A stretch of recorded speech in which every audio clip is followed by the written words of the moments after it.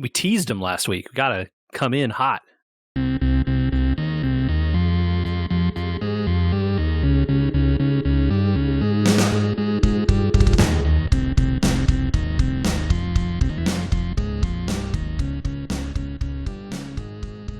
Red Hot? Can't leave the people hanging. Red Hots or Andy, Mike and Ike's Cinnamon? No, you can't just introduce a new candy right off the bat like that. Welcome to episode 206. Hope we were gamers. Apparently where we don't do anything and just argue about candy. Yeah, we were gamers. Now we're candy connoisseurs. Well, gamers and candy connoisseurs kind of hand in hand. Simpatico, you know what I mean? You got to have a good candy. I feel a Candy Crush segue coming on that I'm going to just sidestep. He saw through my plan. That's Michael. May the 4th be with you, everybody. Woo! We are recording this on Monday, May the 4th. There's more Star Wars to talk about on this podcast.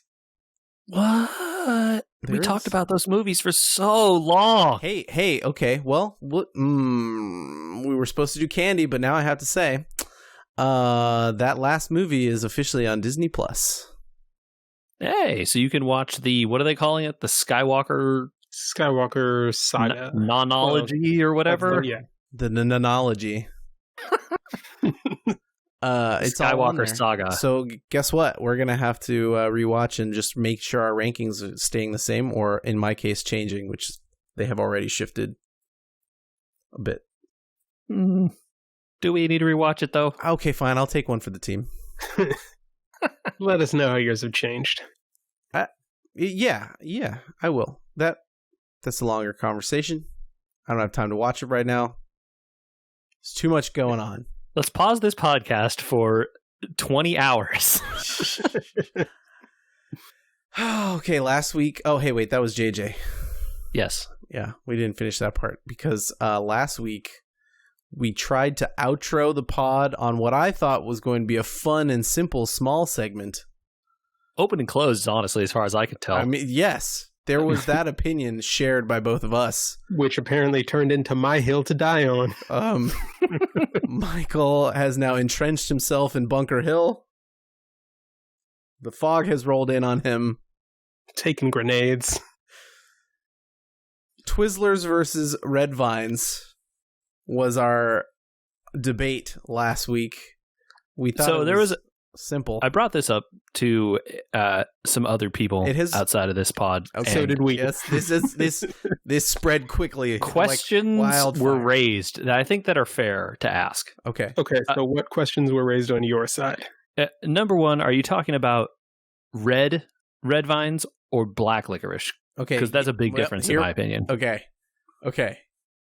This is directly related to a discussion that we had in the most heated of these debates. Yes. What is a licorice? Oh, yeah. Fair. Very, very important question, right? Okay. Yeah. Because many people will tell you it is only black licorice flavored candies made from the black licorice. Like people that are super black licorice fans will tell you it's only black licorice that's made from that plant.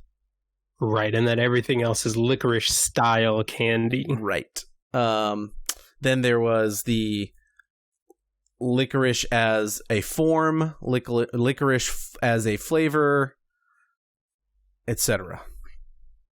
So I think we as a hotly contested group could not seem to come to much of a consensus on that. Okay. When you posed the question, in my mind, what I heard you say, whether this was what you intended or not, and what my answer was based on, is that I really like red vines. Yes, and that is what I heard also. And I don't really like red Twizzlers. Yes. Okay. And that is how. Okay. So we all interpreted the red-blooded American way. Argument of this because black licorice, black licorice, that's a socialist candy.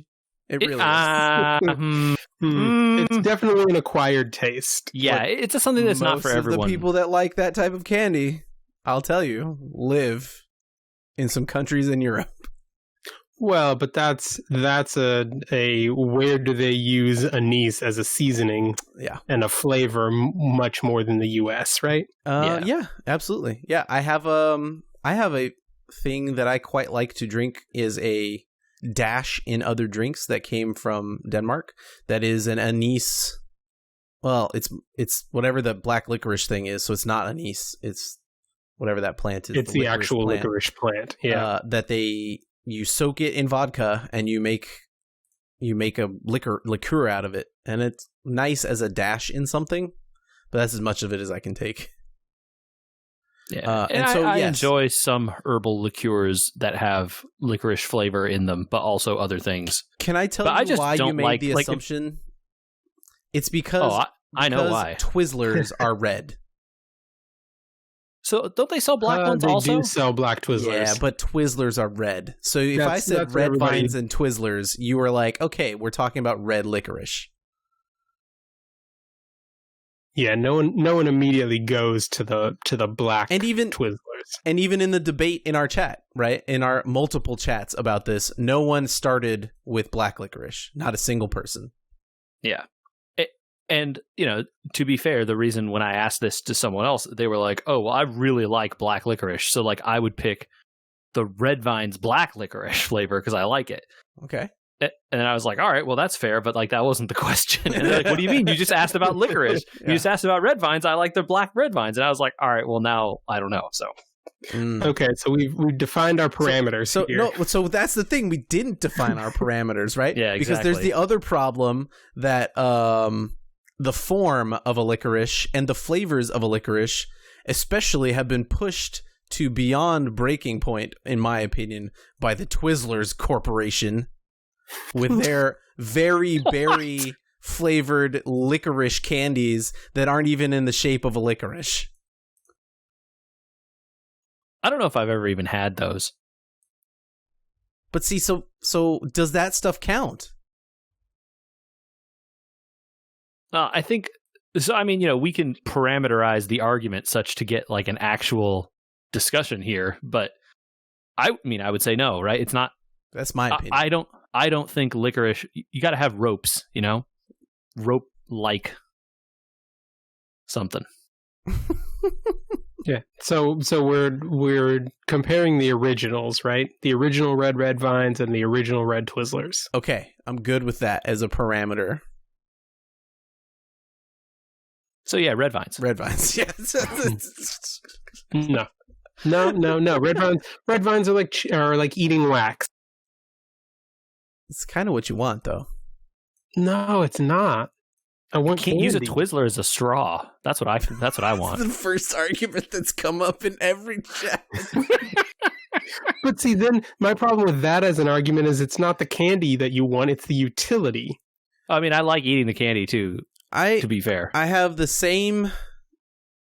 I think my opinion of the red vine stems from that I don't feel like I'm eating it 35 minutes later after I'm done with it. The gooey / semi-soft nature of the Twizzler sticks in my teeth forever. It is true. Right? And the red vine is such a rigid texture that you could eat it like a corn on the cob if you want to. And I have done. Yeah. I mean, we've all been in a baseball dugout, right?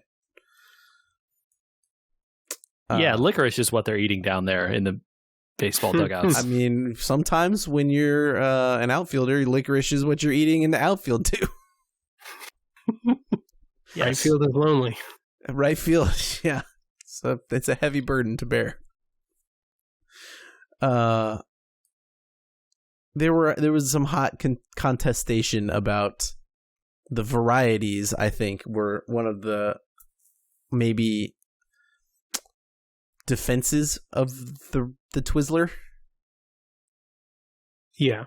So when we took a sort of a step back and looked at the catalog as a whole, I think people's opinions changed. My opinion didn't change one bit. Okay. black licorice is out. Red licorice still, no one's changed their minds.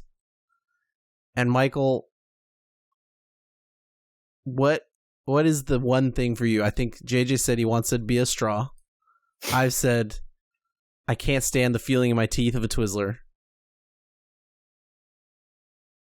What if you had to go negative or positive? What is it? I think to me it's just that Twizzlers taste a little more like candy than Red Vines do. Okay. And that's what I'm after. And some of it's a texture thing. That hard texture of Red Vines just doesn't do it for me. Okay. We're on opposite ends of the I also think it's interesting, Red Vines that have been like maybe sitting in a display counter in a movie theater for a long time versus when you buy the giant tub from Costco yourself. Okay. And then eat them. They're like fresher somehow. Less rigid. Yes. not rigid, but sure, less. I have noticed that. All right. But no one eats it like that. You just have the tub sitting in someone's office and you get like one every like 3 months or something.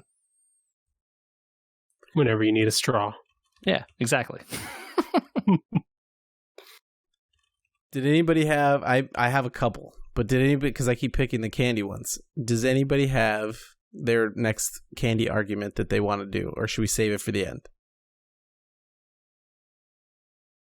I feel like I came up with one earlier. And now I can't remember what it was. I truthfully don't eat that much candy, despite I know, what that's this the best podcast part of makes it this, seem like. because I don't... that's the best part of this, because I eat candy at Halloween. Yeah. And it's mostly because I don't want my kids to eat all the candy. Or holiday time and Reese's. Yeah. But even then, it's only like once or twice. It's not every holiday that you run out for a Reese's. Hey, it's the one where they have the big eggs. That's the one. Okay, so one holiday you're going out for. I don't know. The trees are all right. That's Christmas. But there are the trees are fine. There are better Christmas peanut butter snacks in our house that have chocolate on them. So I don't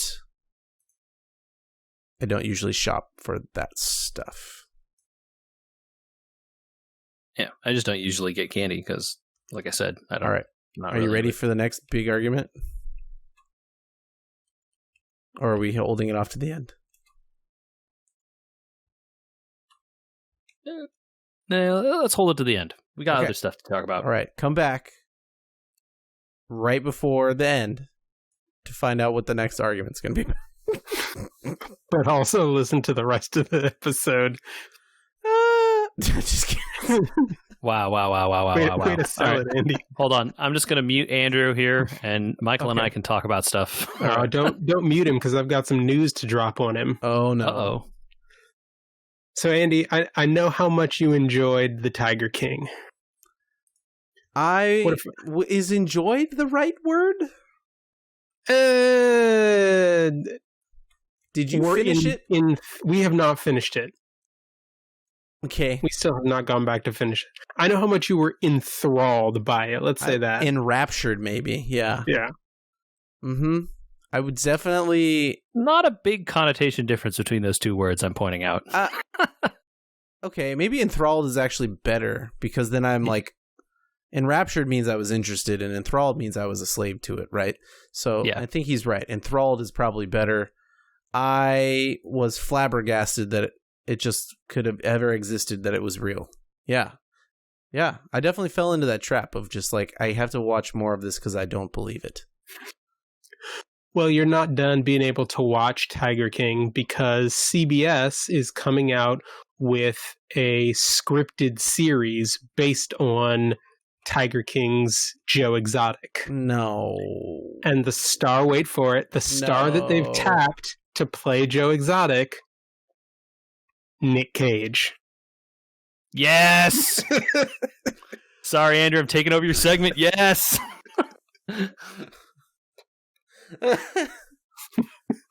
Okay, no, back up. So I didn't watch this, and I'm not gonna. But here's what I would say. Yes, because you're excited for this, JJ, because it means that Nick Cage has to have a mullet. Yes. Okay. Here is it. They shouldn't make this movie, but if they're gonna make this movie, this is probably the only way they could do it. Oh, it's a TV series. It's going to be like an 8-episode. What are they gonna do for 8 episodes? That's not just so tongue-in-cheek that, like, I could picture doing a 1.5 hour Best in Show style thing, right? Where just everyone's incompetent on purpose. The acting is faux bad. Faux F-A-U-X bad. Yeah. So I sent you guys the article that I saw about this earlier. Apparently, it's going to be something of an origin story. Oh, no. How he becomes Joe Exotic in the fight to save his zoo. That's a bad and basically idea. loses himself in his own character. Oh, no. You know, Well, okay. that show I see is how about this how happens. he loses himself in his character, the actual show, right? Like, people start to talk about it in the episodes you haven't seen about, like, yeah, Joe just started to just worry about Joe and not about the tigers, which is like what you see at the beginning is he's all about the tigers. So I see how this happens. Like, retread. A scriptwriter guy is like, okay, I saw this documentary series. It was great. But they already did the documentary. We can't tell that story again. We got to do something else. What if? And then this series pops out. Well, but this has been in the works since last summer and was based off of an article that ran about Joe Exotic in Texas Monthly. Huh. So this has been coming since before Tiger King dropped. I'll watch it. Okay. I'll a guy started writing a script that long ago, and then this got popular. And he was like, look, I've had this script. And then they were like, yes. And here you go. I'll watch it. Look, there's a decent chance I'll watch it because Nick Cage is in it. Yeah. And I like Nick Cage's stuff. Uh-huh. National Treasure's on Disney Plus. That's a pretty good movie. It's a pretty good movie. Along with the new Star Wars movie. Not as good of a movie. Is there more Star Wars for May the 4th? Is there anything Star Wars out there that anybody saw that we should talk about? No. There's a film coming in the future. Yay. Taika Waititi. I'm in for that part. Yeah. Yeah, okay. You know, I am one of the ones that thinks that Thor Ragnarok was the change that Marvel's Thor needed. Oh, but I know that I'm very Do people alone. disagree? No, Yes. you're not. You and I went and saw that together, and we had the best time. I love Ragnarok. It's There like are maybe other one of my people- favorite movies. Look, there are other people that disagree with my opinion. This is true. They'd rather have Thor 2 The Dark World? I'm not saying whether I heard that argument and scoffed at it or not. Okay. Well, I think this podcast, these 3 hosts that are on it, want more movies which like is what we're Thor getting, Ragnarok. right? Love and Thunder is next, and that's also Taika. And so, if that hits real good, I still want to track down somewhere to watch his Jojo Rabbit movie. And then I think so good. I think that I will have found a new replacement for my love of a director. Because it used to be that I would watch anything that Steven Spielberg made. And then he tried to do that TV show with TBS, and I found out how much of a crazy person he is. Sometimes you get a little big for your britches, you know what I mean? And Taika He went and edited the guns out of E.T., and you're like, nah, dude, too far. It's just, okay. Guy needs to relax. He does need to relax. That's what I'm saying, That's what I'm saying. Get a little bit high on E.T. your was own already supply. really good. You didn't need to edit it. Look, Come on, man. Don't get high on your own supply.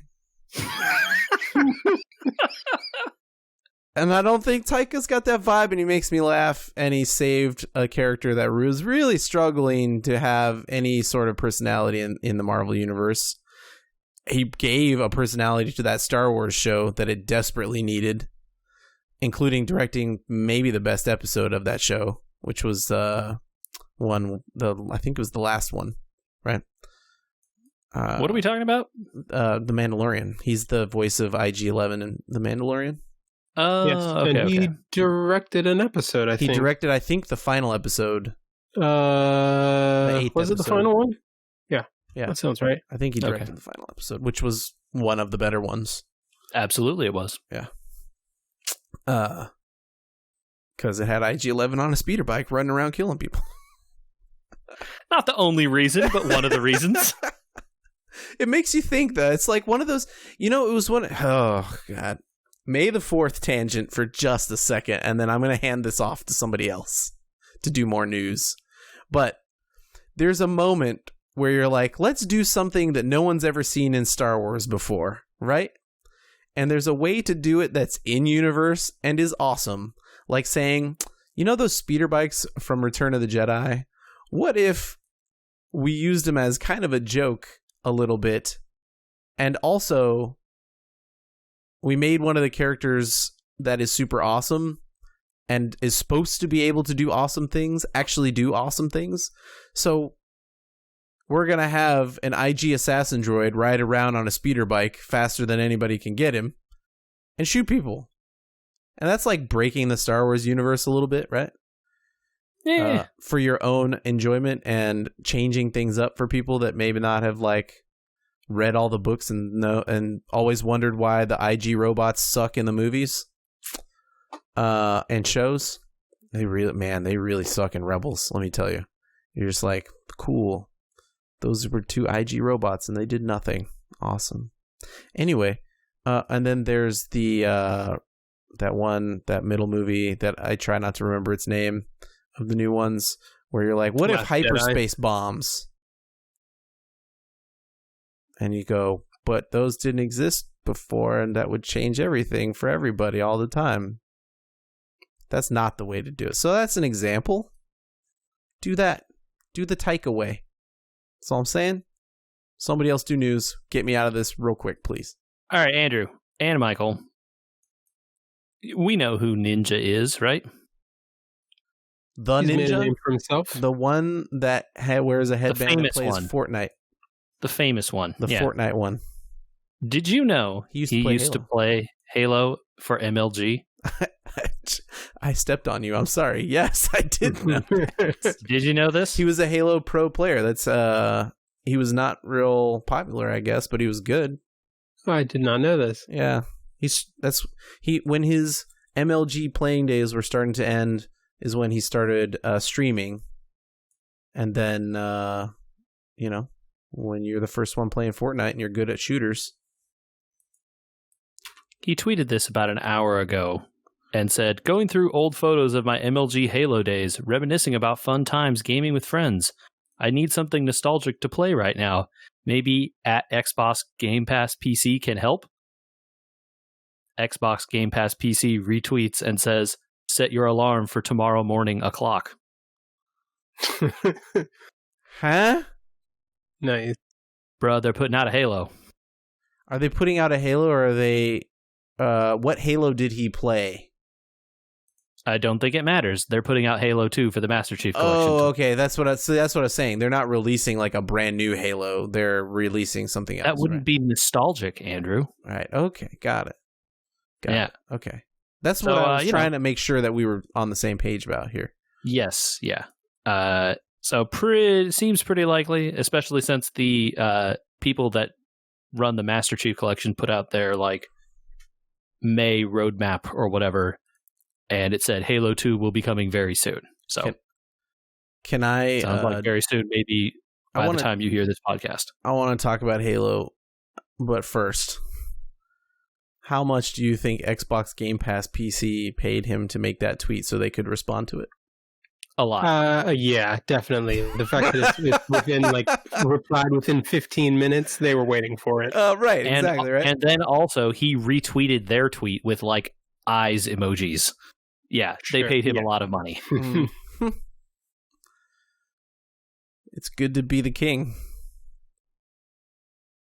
I don't know how many. He's on the Microsoft platform only too. Mixer, I think. Yeah. So you maybe see how the brand that's deal part got of the done, deal. you know? Maybe that's part of the brand deal that he got for the lots of money. Maybe Literally didn't even. I think he's streaming right now. In fact, Valorant. Well, I bet tomorrow morning he'll be streaming that based on that. Halo 2, there. Huh? Seems reasonable. Okay, so that's odd. It's got to be an announcement of it because once Halo 2 drops, they have to change the season multiplayer. I read some of that roadmap for Halo 2, and it says a lot of stuff is getting changed in that game, including possibly adding like cosmetics and achievements and like do you remember when we played Diablo 3, that wild and crazy game, and they added the bounty system? Yeah. And you could like jump around the game and just do crazy weird stuff. Yeah, they're like little mini quests that just were like, go to this random place, do some random stuff, go to a different random place, do something else completely random. So based on our current lingo of having played Halo 1, what if the bounty was go to the library and what do you call the I don't know the names of the floods, so that's a bad. Go to the Covenant carrier level with Captain Keyes and kill 15 elites. What if you're overthinking this and then they just released the Halo 2 campaign and not the multiplayer? Oh, you don't think they'll release the rest of the stuff they're trying to add to that game? Because the roadmap says they're adding stuff to that game. I mean, I'm sure they are adding stuff to that game, but you said they have to change a multiplayer season or whatever. If they're not ready for that, they can just add the campaign and not the multiplayer. Oh, okay. Because they're separate, right? And you can install them separately. You know, I looked at that too. It looks like Reach auto installs, and you can only uninstall or install Halo 1's multiplayer. Well, maybe you can uninstall or install Halo 2's multiplayer. Since it's not out, we don't know. I'm digging into this because I'm excited about it. I have to say and admit I have not had time to look at this Game Pass math that I said I was going to look at for this episode, but it's still on my to-do list. I wonder, it seems really worth it, honestly, but more later. Sweet, dude. Halo 2. I'm in. Yeah. We got to finish Halo 1. Yeah. Ugh, the library. Thanks for sticking it out with us, Michael. We did that. Absolutely. Did you believe us that it was that bad before you saw it? Yes. Okay. Oh, I've heard enough about the library to know. It's famously just so boring. bad. The head level also still famously bad. And like we died. It's not like it took us like 4 hours or something. Yeah, we got through it. It took longer. It took quite a lot more deaths than normal. That's for sure. But the level is long first, and it really is boring. You're just literally like wandering through a maze, like fighting endless waves of enemies, and just hoping you can get to a checkpoint. I think that it's even less boring than it used to be because they removed the maze part. You just follow the arrows. Right? You could have been the worse. Level design is like, we took this section and then we, rotate flipped it and then did that again and then selected all and then copy pasted it 4 more times. So you have to you take an elevator to the same hallway and then you take an elevator to the same hallway and then you take it and it's just kill waves. And then at the end, you go all the way back. Yeah, it's just it's not great. But we're close. I think that means we only have 2 levels left. Yeah, there's not a lot left. I think we finished 2 levels that night. So it's amazing how fast Reach went compared to this. Yeah. Reach is such a quick game. Oh my gosh. All right. JJ.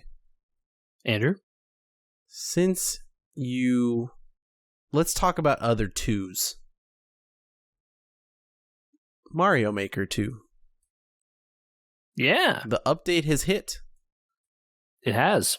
Are worlds easy to understand and use? No. I mean, it's a Nintendo in an online game. Like here, the saddest thing about Mario Maker, and original Mario Maker even falls under this as well, right? The game has the potential to be so amazing if only there were tools to find other people's levels, to share them easily, and to like send them around to like groups of people or to other people, right? Yep. Oh, you generate this level and you create this like 9-digit code with 2 dashes in it and all letters and numbers. Is like, oh, hey, let me take a picture of this and post it on the internet because it's Nintendo. You can't just post it on Twitter or something. I can't just share my level to Twitter. There's no interface for that on the internet at all. There's only like 12. Button? No. It's the Switch, dude. I'm remembering. Oh, they have a record button. They don't have a streaming button. Yeah, so I can record myself dying to your level if I found it somehow, which I never could do. There are tags. That's a great idea. But instead of just letting you type whatever you want for a tag, filter out bad words or whatever, sure. They give you 12. 12? It's like nothing. And then some of the tags are like multiplayer versus. It's like, oh, okay, well, like, if I'm not playing multiplayer versus, I don't even want to see this tag. Can I filter that out? Nope. Oh, no. There's no filtering, nothing like that. It's How's there terrible. No filtering if you have tags? What's the point? Oof. You can search for a single tag. But what if you want to search for 2 tags? No. Okay. You're only allowed 2 tags to start with, first off. Can you... but you can't filter, be like, not this tag. Ooh, no. If literally all I want is a level that just says, like, there's a tag for single player, can I just search for that tag? Yes. Okay, but can I search for single player and not like one that's tagged like Auto Mario? No. Like, there'd be so much usability just letting you like say, oh, I don't want the automatic levels, or I don't want levels that have like, come to become Kaizo. Like, people would just tag their levels Kaizo, and then you could just filter it out and not play them, Like, no, they don't let you do any of that. Oh, what if I want to play levels that are new since the update? There must be a way to do that, right? No. Nope. No way to know. Is there a way to filter for the new set types? No. You can filter for, I want to play, you can look for 3D World. You can look for like, Mario 1, Super Mario World, that kind of stuff. The different world types that you can make, you can filter for that. That's the thing you can select and it will show you those. Nothing more. If I want to see levels that don't include the Link suit, too bad. If I want to see levels that have only been put out since they pushed out this new update and therefore are using the new pieces, there's no way. I have to go to the popular list and hope that they're there. And that they're not impossible to beat. Yeah, the searching for levels has been a complaint since day one. Yeah, exactly. So like adding more stuff to the game without fixing that is just a bummer for me because I want the game to be good. And they're like putting window dressing around like a burning house. That said, though, the worlds are pretty cool. The overworld maker has like a decent amount of options. You can put up to 5 levels in a screen. And the levels can be ones you've already uploaded or new ones, you make just for that. Either way is possible. And then you can connect your screens up to 8 times. So you have like 8 worlds essentially. So total of 40 maps if you used the max possible every time. And like the scenery you can get on that, the like overworld map or whatever is pretty cool. You got the same kind of backgrounds you would have in Super Mario World. That seems to be the aesthetic they went for there. Yep. Yeah, it is cool. And like it feels like a thing they should have shipped the game with. Why didn't they have this to start? Like it's a cool thing.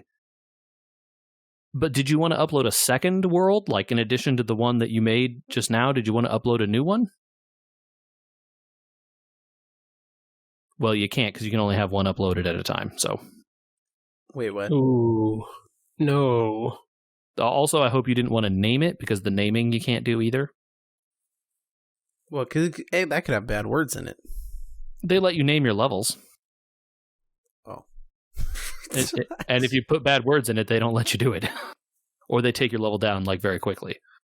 So the name is always Super Your Maker Creator Name World. And so if you make 8 levels to go in your world for 8 spots. So you have like 8 maps, right? And each one could have 5 levels. You could have 40 total levels named Super Andrew World or whatever. Okay. Well, that's a bad name, because I would definitely not have the energy to make more than 40 levels. You don't have to make 40, right? You're gonna have to say you could make 5. You could make 1. Uh-huh. And then you upload it. If you want to upload a different set, right, then you have to take that down and put this one up. Oof. Yeah, a bummer. And the searching for them is kind of weird, but it's like you go to their maker profile and you can see if they have a world or not, and then join it from there. But like, you can't search directly for worlds either. So it's not going to be a game that's going to have longevity, is what I'm thinking here. I think this is the longevity now. Like, if you play it, you get all the stuff that's there currently, which is like, there's a lot of cool stuff in there. But it sounds like people are so unhappy with it. This game is done, man. Like, they're not putting out anything else for it. That's my belief. But like, games can be done and still have a vibrant community. And there are a lot of people that still play this game all the time, right? Like, there are tons of Mario Maker streamers that stream it frequently. They play these levels, but these are guys that are like, and girls, of course, who are like really, really good at Mario. These people are the ones playing those kind of Kaizo races and that kind of stuff at the GDQs and whatnot. They're still playing it. Mm-hmm. But like, am I, or would someone at like my level be playing it? Probably not, right? Right. Unless you just really like level creation, in which case, go wild. Apparently you can upload quite a bit more levels now than you used to be able to. Oh, good. But that's not new. They changed that quite a while ago. I don't know when. All right.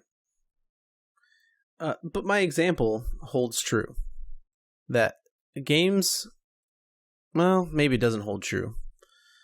Games can have a vibrant community long after they're done. Although, this one has gotten something new. Both of you separately have talked to me about Bloodstained? Yeah. Not done, or is this a fan thing?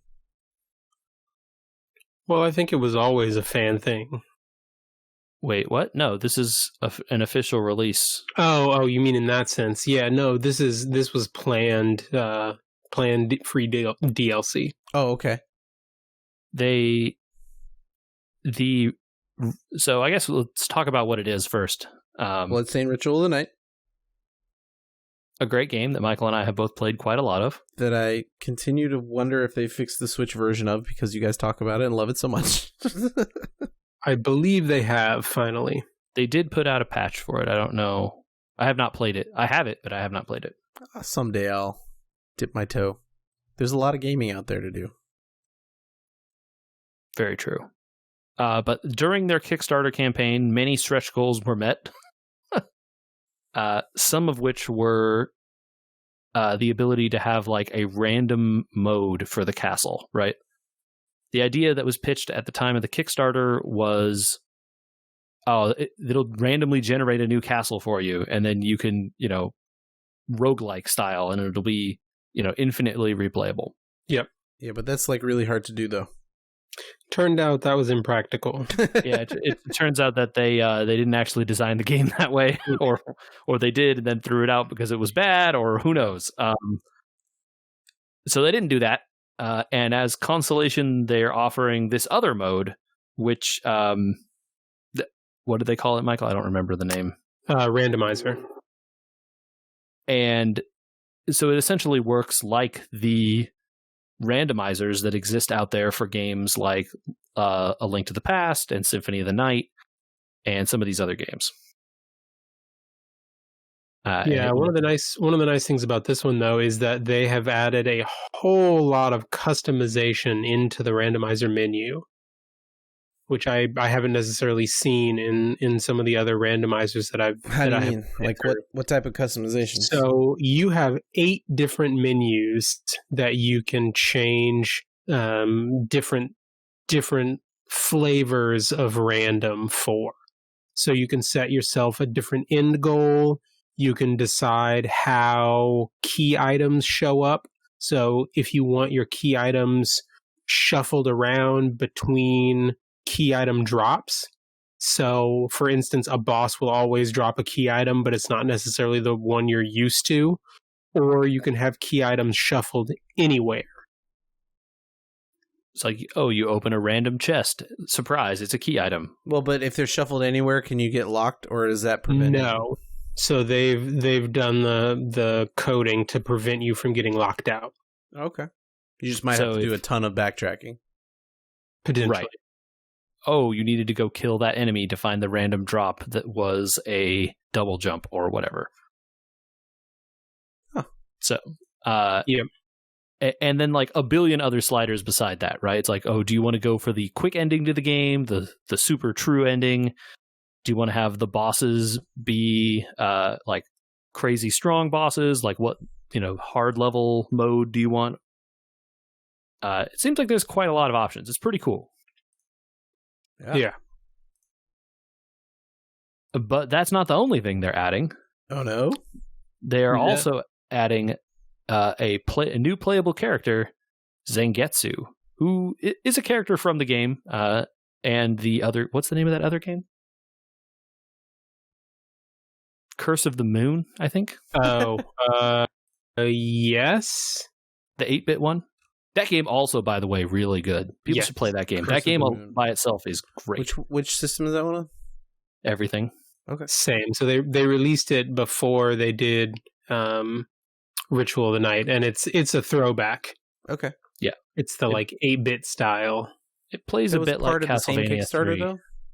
Yes. Yes. And they had said in that Kickstarter that there were going to be other playable characters besides the main playable character.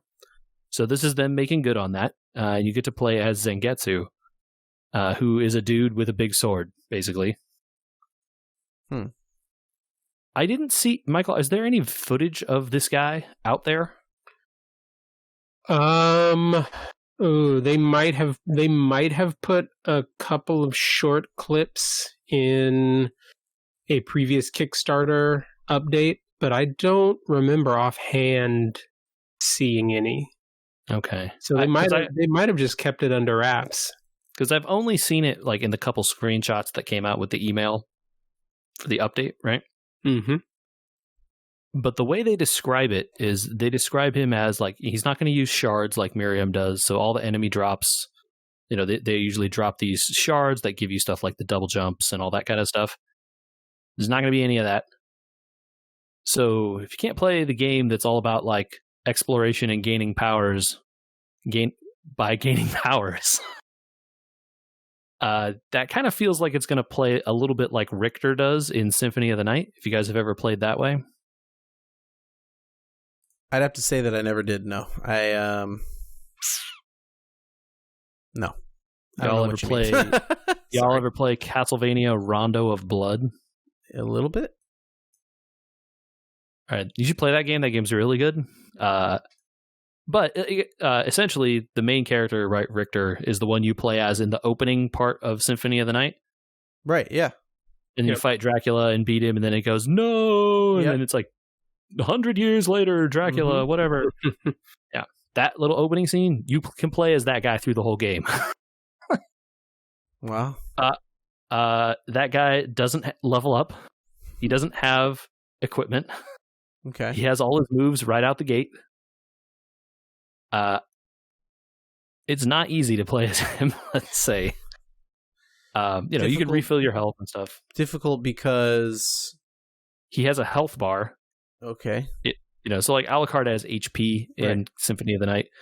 This guy just has a straight up like old school health bar, just like it does in the beginning of that game, right? Like when you fight Dracula. Sure. You can't really make the health bar longer or bigger. Uh-oh. Yeah. You can refill it when you get the hard ups or whatever, or when you save. But he has the super overpowered weapons, the like Castlevania item weapons, like the giant cross that destroys the whole screen or whatever. And you can use that, but it still takes hearts. And you get hit by like 3 monsters and you're dead. So, not clear how they're going to balance that stuff. Maybe that won't be the same for this game. Maybe you'll still be able to increase his health a little bit. Otherwise, playing as this guy could be super rough. Well, it's going to be interesting because the update actually says consumables, equipment, crafting, treasure chests, quests, and story cutscenes are all disabled. All right, yeah, so that sounds like definitely not. So it's going to be straight up combat. Ooh. And the combat in that game, punishing or easy? It's hard to say without the shard system. Yeah, so in that game, the thing that I ended up falling back on is, number one, you can craft tons of healing items, right? And go to the menu and use them all the time. Number two, you can just level up and outpower the bosses if you want. Sure. And then number three, with the shards, you can just equip some really broken sets of items and spells, and eventually just be this slow attacking sword attacks faster than the speed of sound, and you're just breaking everybody's heads open. Ooh. Yeah, my personal favorite is invert, where you can flip the room upside down and just stand on the ceiling out of reach. Pretty good, especially in New Game Plus when the early bosses don't account for that. It's pretty fun. But this guy doesn't get any of that stuff. So not sure how it's going to go. I mean, he should have relatively powerful attacks and weapons because of that. Right. Otherwise it would be impossible. So it'll be interesting. It also means he can't get a double jump. He can't get the invert power. So right. So how many of those things will he have off the bat? Yeah, I don't know. That's a great question, right? Are they just going to give him invert? Is he just going to have it all the time? How is he going to get through some of the level? Yeah, Well, so the in Symphony of the Night, again, I don't know how it works in this game because it's not out yet, but in Symphony of the Night, Richter has a bunch of special moves, almost like a fighting game character. Right. And one of them does this I don't know what to call it other than a hyper dash shoryuken or something. Shoryuken. Well, because he moves. In Symphony of the Night, your characters leave that little kind of ghost trail behind them a little bit. Yeah. Okay. So you know what I'm talking about, right? Mm-hmm. Well, he moves super fast, so that trail stretches out really long, and then does a giant flying uppercut, which you can then, if you chain the motion together, you can just uppercut, and fly up to the ceiling. Right. He also then has an air slash move where he can move horizontally through the air. So similarly, if you chain that together, you can fly across giant gaps. It's not easy to do any of those moves in Symphony of the Night because inputting the buttons is really bad and hard. I didn't find it that hard to do some of those motions in Bloodstained, but I'm also not a fighting game player, so I'm not really good at them anyway. Yeah, they were pretty forgiving. Yeah, if you tried to do a dragon punch, it kind of knew what you were trying to do and did the cool thing or whatever. So I imagine Zangetsu will have moves like that. Because, every weapon almost in Bloodstained has a weird move like that, right? Yeah, if you unlock it for the class. So there's a katana move, there's a dagger move and all that stuff. But he can't change weapons because there's no equipment. So he's only got the one sword, so they got to give him other things to do. Otherwise, you're just going to get bored. Yeah, right. So it sounds like he will have some special abilities that consume his MP. So you would think that one of them might be some way to jump higher. Right. So then that's okay, we know we need to give him enough MP to do 6 high jumps or whatever to get up to the crazy high level ceiling up here or whatever. I don't know how they balance it, of course. That's all, we're just speculating. But that seems like what they would do. So it's a fun idea. I think it will be cool to check out. Just do a quick, dirty combat run of that game and really get into fighting the bosses and stuff. Yeah. And we'll know really soon. So both of these drop together on Thursday. Nice. Oof. So all of next podcast is going to be Richter mode. I like it. Or I will have died 500 times in the opening boss fight and decided not to do it. Not to do Richter mode. Okay. Very possible. Fair point. All right, let's get into it. To be fair, I've never beaten Symphony of the Night as Richter because it's too hard. That's what I'm saying. Let's get into it. Are you ready? I love it. It's going to be a simple one because I had to narrow it down. But very often at the checkout for the grocery store, 2 candies dominate your eye line. They've got the king size, they got the snack size, they got the variants, they got everything. They're ubiquitous. They're everywhere. Most of the Halloween bags are stuffed with these. What's your choice? Milky Way or Snickers? Not Milky Way. What's the other one? Yeah, Milky Way, right? Yeah, that's the one you want. I think that's the one you meant. I mean, I would assume. Is that it's got stuff in it? Yeah. Yeah. They're similar in terms of their content. Similar. Yeah. Well, I guess we could throw Twix in there. That's like the same thing. Yeah, Twix has that crunchy cookie in the middle. Yeah. No crunchy cookie allowed in this argument? I was thinking crunchy because the Snickers is a little crunchy. From the peanuts. Should I just leave it at 2? Yeah, Snickers doesn't really have the cracker type thing inside Snickers it. Right? or Milky Way? We're done.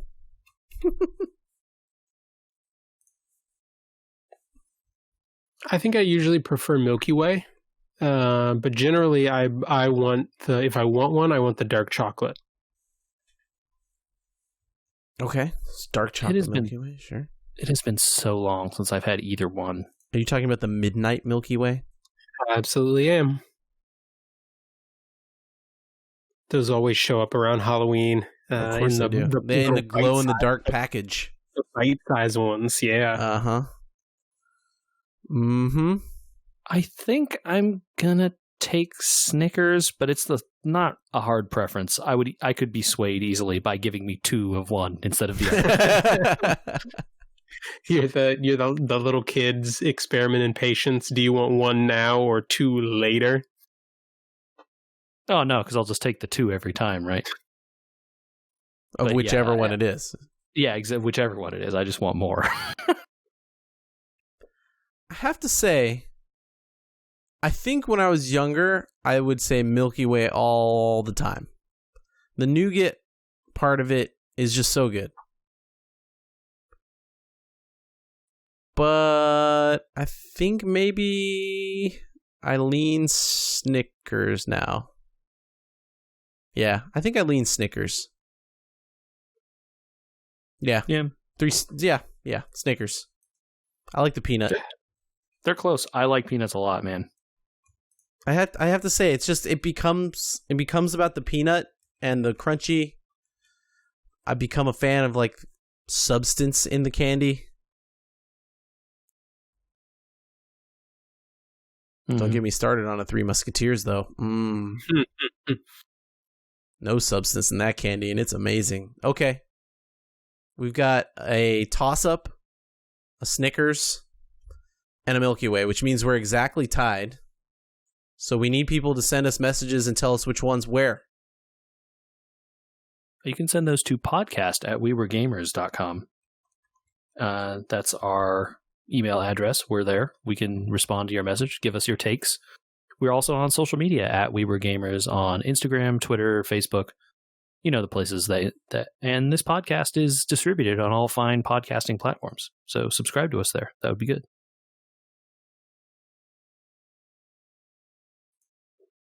It was not as heated as an argument as I thought it was going to be. No, I think we're kind of all fans of all of the candies mentioned. They can't all be controversial. Well, I just figured like maybe the peanuts would have thrown somebody out there and said, no peanut, or like Milky Way is wheat.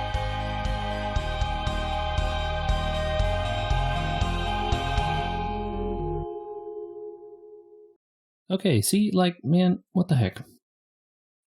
I love this. I love that this is 206 episodes of this. It just never ends. Like, the settings are there. We've dialed them in. We do this every time. And then just the computers just don't hold the info or whatever. I don't understand. All right, this is as close as I can physically get to this pop screen without, like, breathing the microphone. Something has changed in your settings, though, somewhere. I reoriented the microphone and to be pointing up instead of down because it was bothering me with the cable was starting to, like, bend in a bad looking way. But I should be just as close as I was. I'm at like 90% output. I could turn it up to 100. Well, no, with these AT2020s, the facing of the mic kind of matters. Okay, you want me to like face it back? It should be kind of direction? Like just sort of like parallel to your mouth. Okay, like this? Do we like this better? No, it sounds the same. Hold on, that's actually farther away from me. Hold on. Do you see the logo? Yeah, hold on, give me a sec. Oh, there you go. Yay, you sound perfect. I see what happened here. I turned it around. It's on. Talking into the backside of the microphone. Talking into the backside. Hello from the other side of the mic. I wish you faced me the right way. Eighth wonder of the world, the fabled backside of microphone. That's better, right? And now you got to turn it back down a little bit. Yeah. That's all right. Let me hot mic. So the angle, it would surprise me when 70. It surprised me when you told me you had just re-angled it. How is 70? A little higher, 75. Or you know what? You could just stay there and this is 75 now. 75. Talking, Michael, give me a level. Checking the levels. Checking the levels. Good. We're all good now. You guys. I had the slider right there, so I could just bump it. Yeah, no, but I'm just checking that both of you come through the same. In OBS. It really surprised me when you're like, I changed the angle. I'm like, wow, I didn't imagine it would be like that.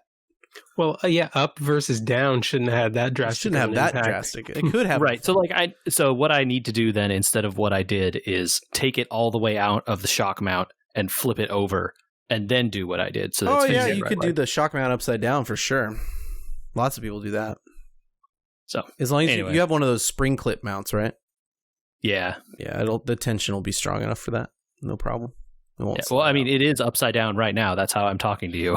Oh, okay. Mine's the other. I want it not to be upside down. Okay. But when I did that, I didn't reorient it in the thing to face the right way. Got it. We're now back to upside down the way it was. I just need to then take it out when it's not plugged in for use.